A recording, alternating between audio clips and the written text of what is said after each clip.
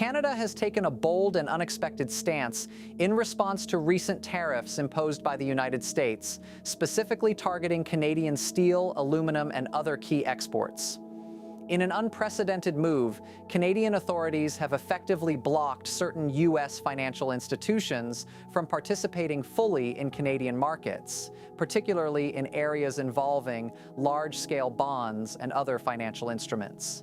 This decision is rooted in a desire to defend the domestic economy and send a clear message that unilateral tariffs will not go unanswered. For decades, the economic relationship between Canada and the United States has been characterized by deep integration, cooperation, and mutual reliance. Businesses on both sides have built supply chains that rely on predictable policies and stable trade. The sudden imposition of tariffs disrupted that balance, creating uncertainty for exporters and financial firms alike. The Canadian response, while measured and legal under international trade frameworks, has sent a shockwave through global markets. Investors are now recalibrating risk, Wall Street analysts are adjusting projections, and even multinational corporations are reconsidering their exposure to both countries' financial systems. The stakes are not limited to abstract numbers. Real businesses and communities that rely on cross-border trade face tangible effects. Canadian policymakers have emphasized that these measures are temporary, targeted, and necessary to ensure that their economy remains resilient. They are designed to protect Canadian workers and industries, especially those that have been vulnerable to sudden shifts in trade policy. By signaling a readiness to use financial leverage alongside tariffs, Canada is asserting that it will defend its economic interests through multiple channels, not only by adjusting import taxes, but also by strategically limiting access to its own financial ecosystem. This approach highlights the interconnectedness of modern economies, where trade disputes can quickly evolve into broader financial and investment risks. Observers note that while this situation could escalate tensions further, it also presents an opportunity for both nations to engage in constructive negotiation. Market volatility is likely to continue in the short term as investors digest the implications, but long-term outcomes will depend on diplomatic engagement, regulatory responses, and potential compromises. Ultimately, the Canadian strategy serves as a reminder that trade is not simply a matter of goods crossing borders. It encompasses finance, investment flows, and the confidence of global markets. Both Canadian and American institutions are now navigating a complex landscape where economic retaliation, strategic financial decisions, and public perception all intersect. For Wall Street, the message is clear. Policies have consequences, and even the most established financial relationships can be reshaped in response to geopolitical and economic pressures.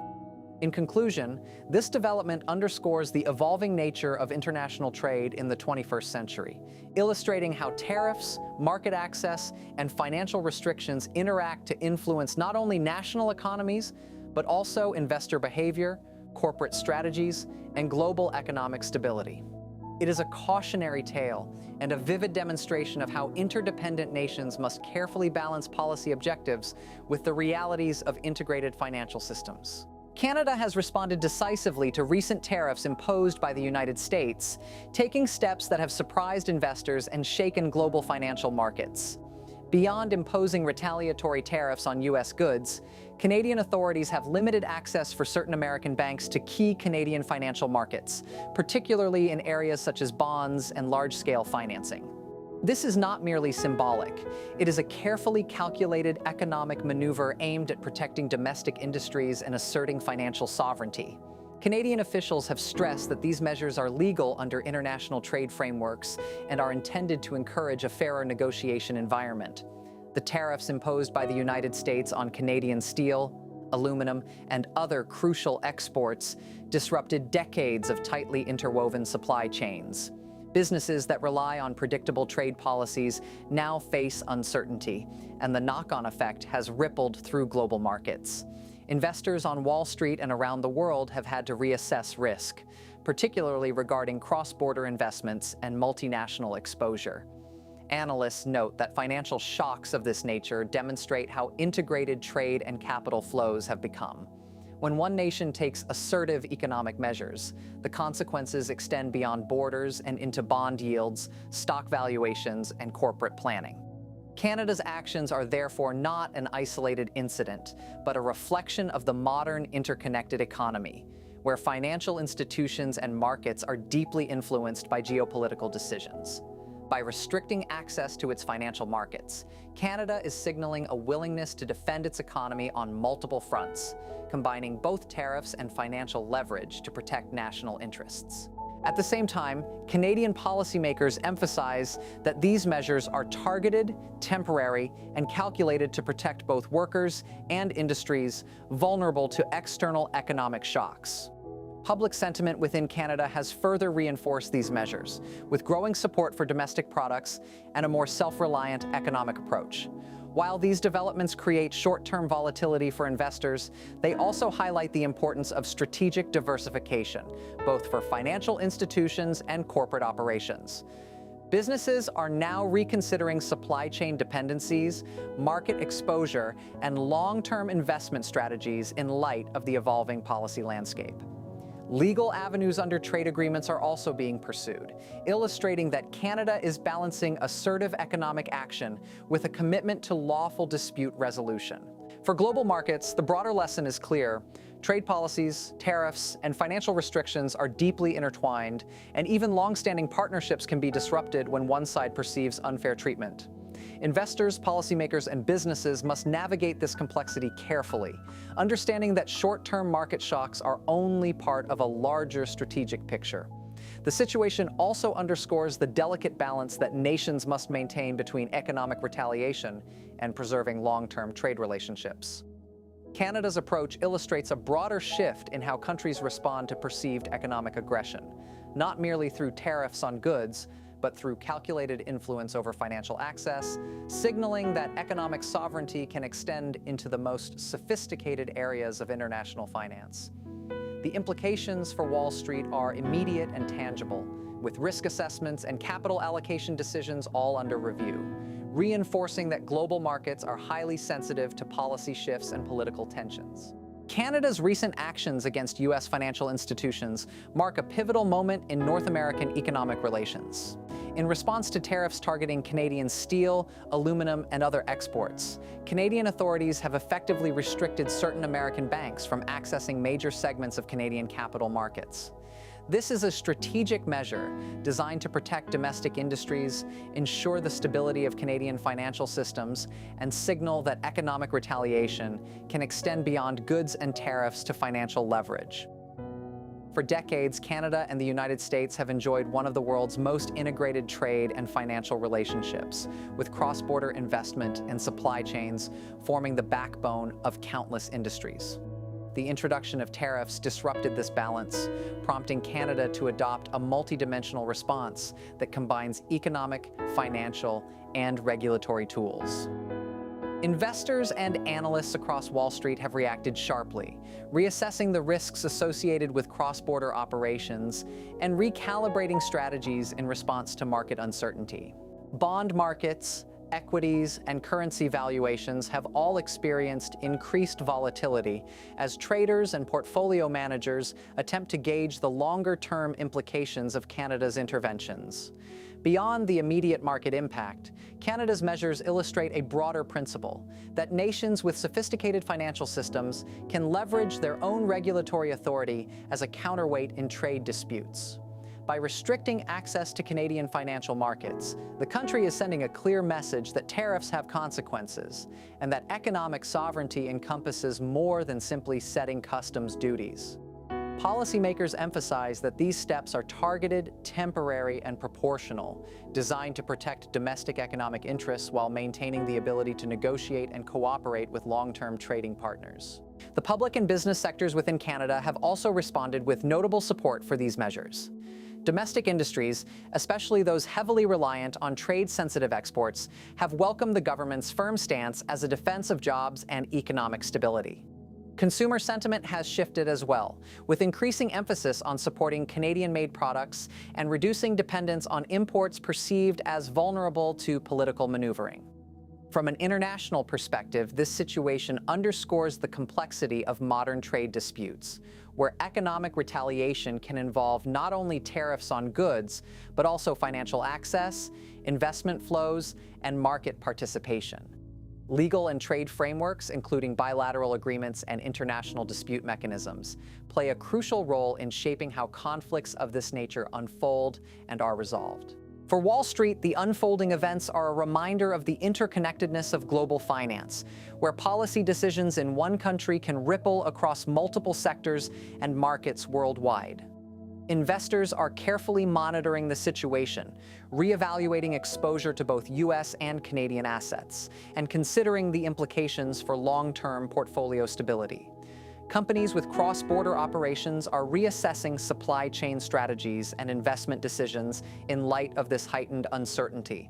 Ultimately, Canada's approach highlights the evolving nature of trade and finance in the 21st century, demonstrating that economic resilience, strategic leverage, and legal frameworks are all essential components in navigating complex international disputes. This keynote reflects both the immediate shock to financial markets and the broader lessons about sovereignty, strategy, and the importance of diversified economic planning. Canada's recent decision to limit access for certain U.S. banks to its financial markets represents a calculated and strategic response to the tariffs imposed by the United States on Canadian exports. While tariffs on steel, aluminum, and other goods initially sparked concern across industries, this move demonstrates that Canada is willing to escalate the measures using financial tools, in addition to traditional trade retaliation. By targeting major financial institutions, the country is asserting its economic sovereignty and signaling that retaliatory measures extend beyond goods into the very infrastructure of financial operations.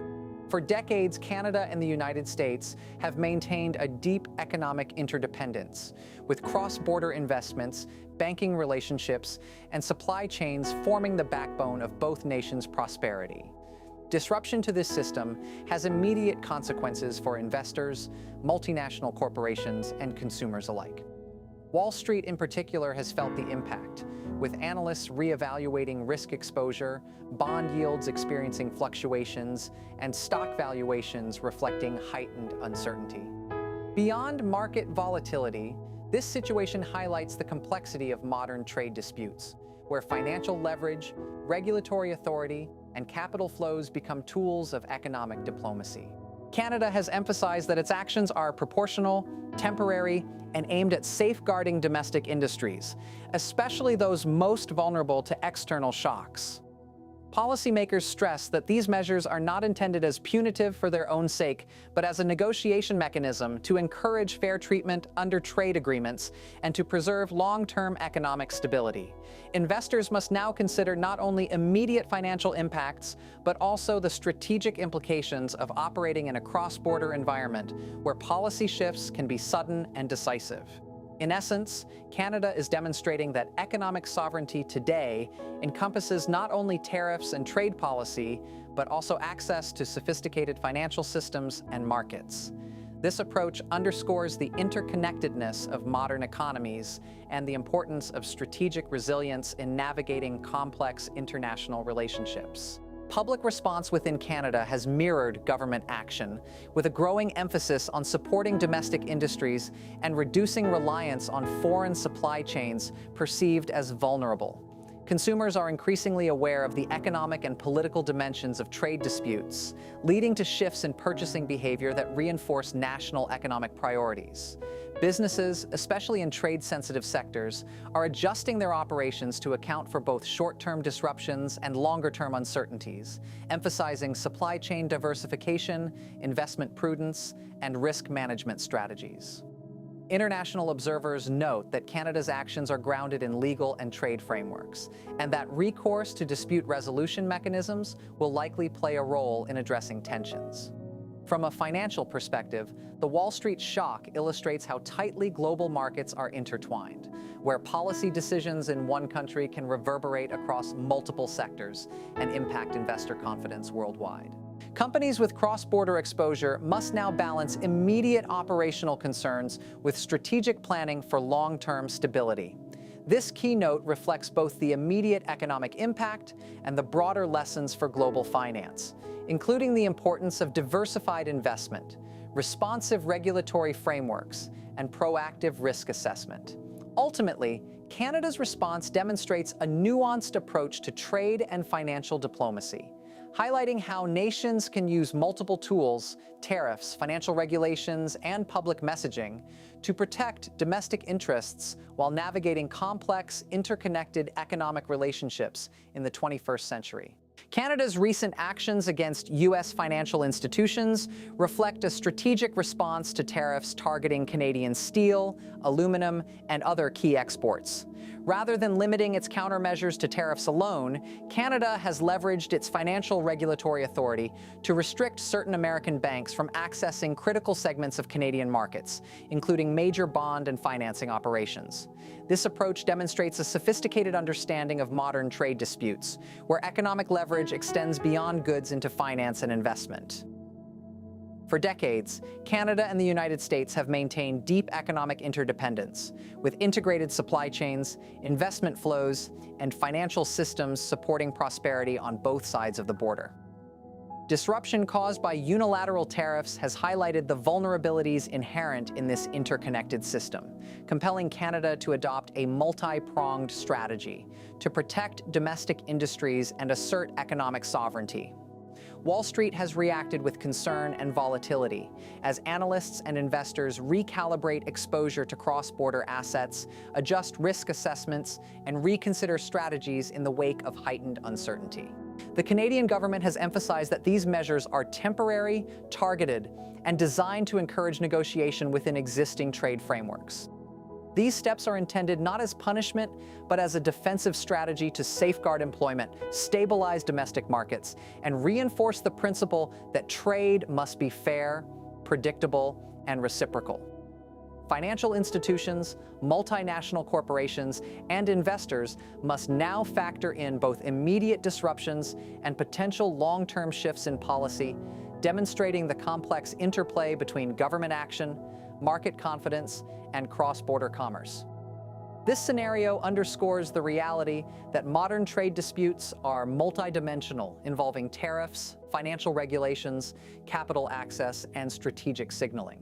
Public and business reaction within Canada has largely supported these measures, as industries directly affected by tariffs recognize the importance of protecting domestic economic interests.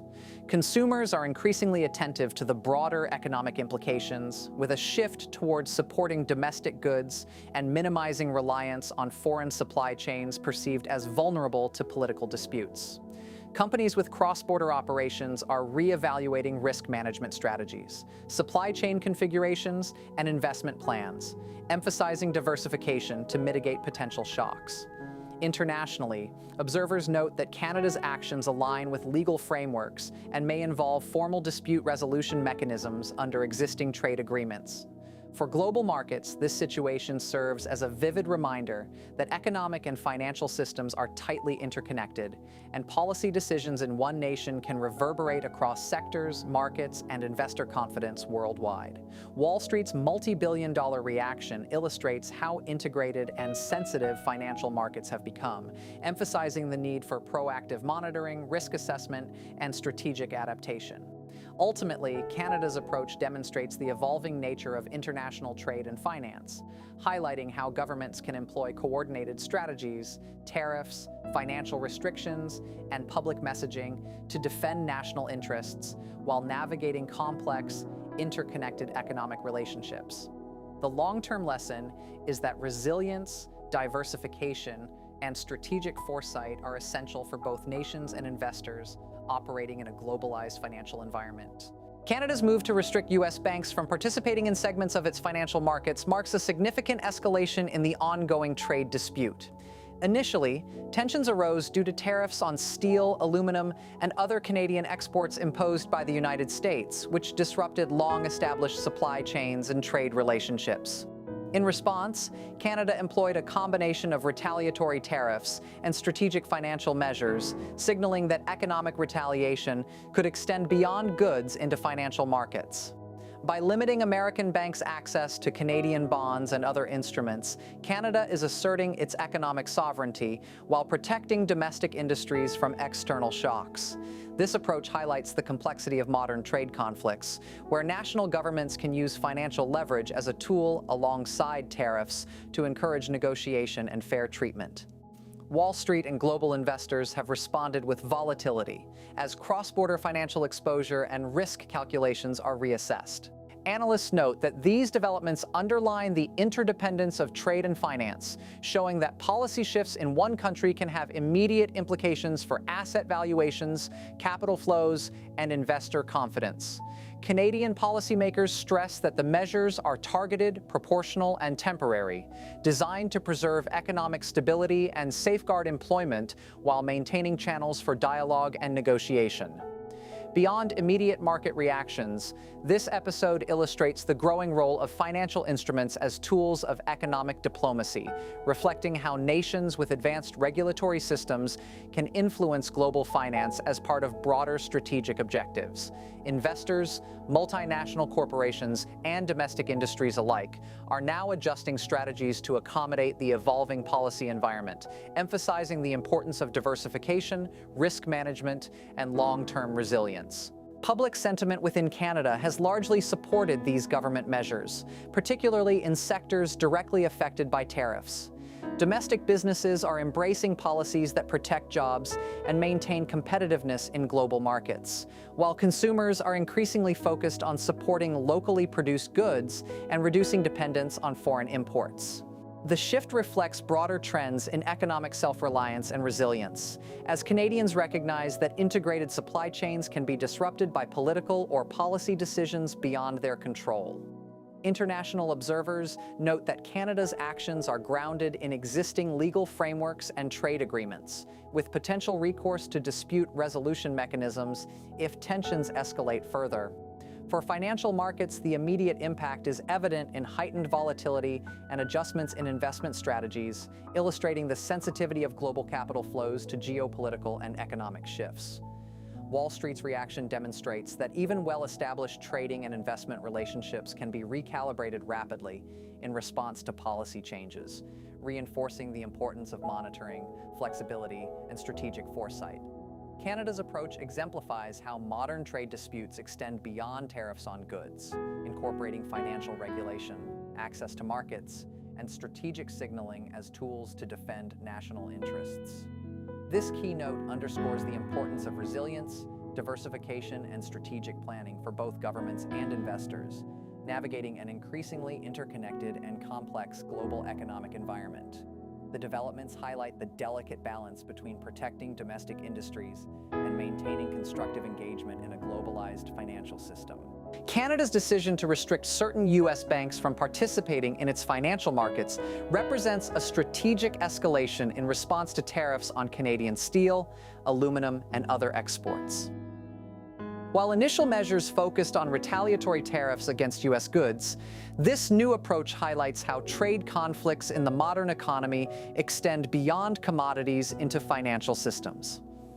By controlling access to major bond markets and large-scale financing opportunities, Canada is leveraging its economic infrastructure to protect domestic industries and assert its sovereignty. The interconnectedness of North American financial and trade systems makes this a significant move, with ripple effects that quickly reach Wall Street and global investors. Analysts note that this is not merely a reactive measure, but a calculated signal that Canada is prepared to use all available tools to ensure fair treatment in trade negotiations. Market volatility has been pronounced, with investors reassessing cross-border exposure, adjusting portfolios, and recalibrating risk models. Canadian authorities stress that these actions are temporary and targeted, designed to encourage dialogue and negotiation rather than to permanently disrupt financial relationships. They are a clear demonstration that economic leverage can take many forms, including regulatory authority and financial access, and that national policy can influence both domestic stability and global market confidence. This scenario highlights the evolving nature of trade disputes, where tariffs, regulatory measures, and public sentiment all interact to create complex challenges for businesses and investors alike. Companies with cross-border operations are now reviewing their strategies, supply chains, and investment plans to adapt to potential disruptions and minimize exposure to policy shifts, reflecting a broader trend toward strategic resilience in global commerce. Public and corporate responses in Canada have largely supported the government's approach, particularly within industries most exposed to the tariff impact. Canadian consumers are also increasingly prioritizing domestic products and services, reflecting heightened awareness of how trade policies can influence daily life and economic stability. The emphasis on self-reliance, coupled with protective measures, illustrates the broader economic strategy of maintaining national resilience while navigating disputes with major trading partners. From an international perspective, this episode underscores the role of legal frameworks, trade agreements, and dispute resolution mechanisms in mediating complex conflicts. Financial markets, particularly in the United States, have reacted sharply to Canada's actions, demonstrating the sensitivity of global capital flows to geopolitical decisions and economic policy shifts.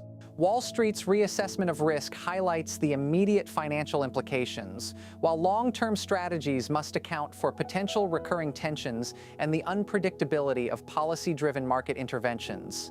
This key note demonstrates that modern trade disputes are multidimensional, encompassing goods, finance, regulation, and strategic signaling.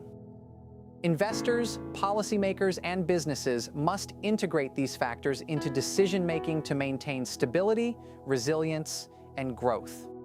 Canada's response serves as a case study in using coordinated economic tools to defend national interests, balancing assertive measures with ongoing negotiation efforts, and highlighting the critical interplay between domestic priorities and global financial integration.